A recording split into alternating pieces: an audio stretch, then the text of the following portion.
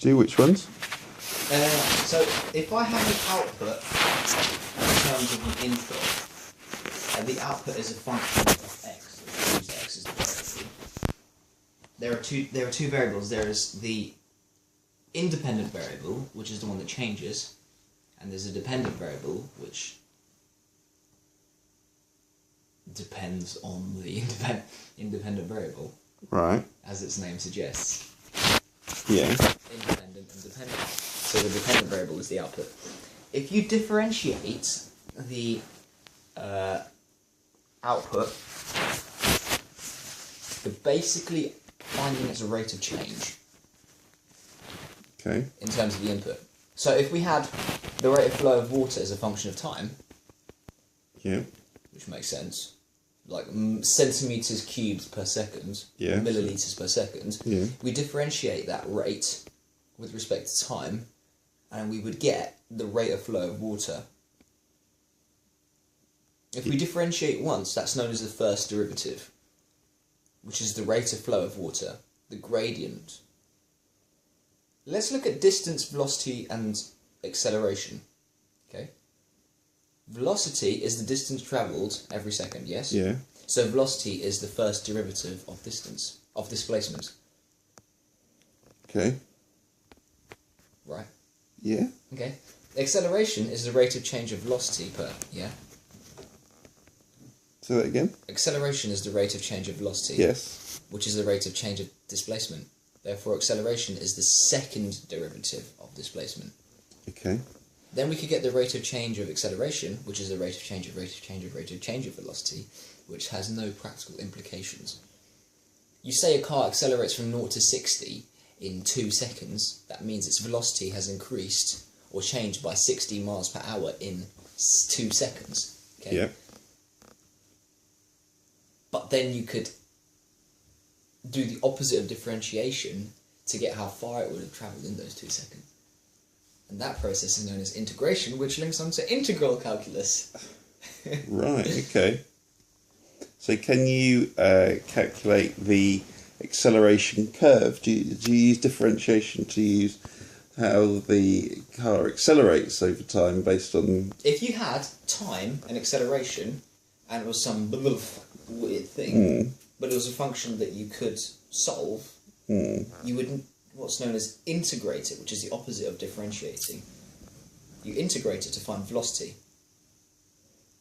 Right. Okay. And if you had a function of velocity versus time, there was just some you differentiate it to get the gradient, which is the acceleration at any point, then you get the acceleration graph. Okay. So that's integration and differentiation. And what else is there? Explanation of how they work.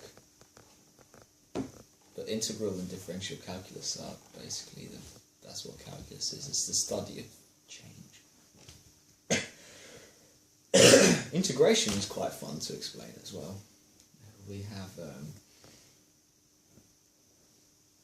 distance, velocity, and acceleration are fun to use because they're logical examples that we can comprehend. If we have a velocity time graph, which explains a car's speed, or car's velocity as time increases, yeah? Mm-hmm. The distance travelled is speed times time, because speed is meters per second, so if we times it by time we get meters. Right. If you're going at 80 miles an hour, how far will you travel in an hour? Yeah. Like 80 miles, Yeah. that sort of thing. Yeah. Therefore distance is speed times time. Yeah. So if we have, just imagine, a velocity axis here and the time axis here, and it was just a straight line. Yeah. Okay. Its speed is increasing steadily. So Yeah. its acceleration is constant. Okay. Okay, cool. Yeah. But now, what about the distance travel? What do we do with that? Distance is speed times time. Yeah. Okay. So if we take any point on that speed curve and we draw a dotted line down, we get a triangle, yeah? Mm-hmm. Cool. So we've got time as the base of the triangle. Mm. We've got the change in velocity as the height of the triangle. Mm-hmm. So we do the area of the triangle is the distance travelled. Oh. Yeah, which makes sense. Mm-hmm. But what if the function of velocity of time? What if velocity as a function of time is not a linear function? It's just a curvy thing. Mm-hmm. Well, we zoom into the graph at the infinite level at any point where it's just a straight line or a straight line, Mm-hmm. and we draw a tiny, tiny, tiny, tiny, tiny little strip, which is going to be a trapezium. Mm-hmm. If we've got a curve like that, if we zoom into it, keep going, keep going, keep going, we get basically a straight line. Mm-hmm. So we can draw a trapezium and calculate that area. Is a trapezium just a really fine triangle? No, a trapezium's a completely different shape, completely unrelated. Okay. But that's a trapezium. So the distance travelled in that infinitely small bit of time Mm. is the area of the trapezium. Now let's zoom out again. Basically, we've just calculated an area which is so pathetically small, we might as well not have calculated it. Yeah.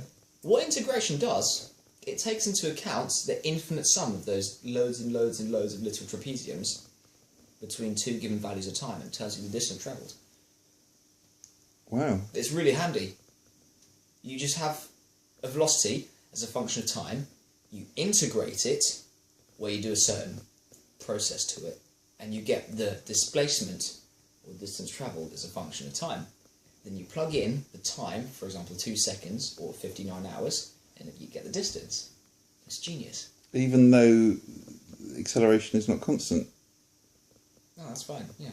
Doesn't matter. integration just deals with it. It just deals with its maths is just great, it just deals with shit. You just plug numbers in and it works. So it's a rule that is always... It always works. You can prove it. But I'm guessing that's not your interest, but whatever.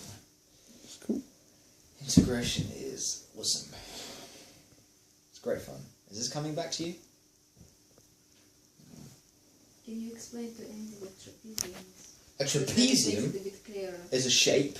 Mm. It looks like... trying to find... We don't really have any trapeziums. How do we? many sides does it have? 4 sides. There you go. There's a difference. It's not a triangle. See? Okay. 4 sides. A trapezium. It's like a wonky square. If I've got... This is the base here. Mm. So we've got one side here, one side here, one side there, and then it's going to have a diagonal that goes like this.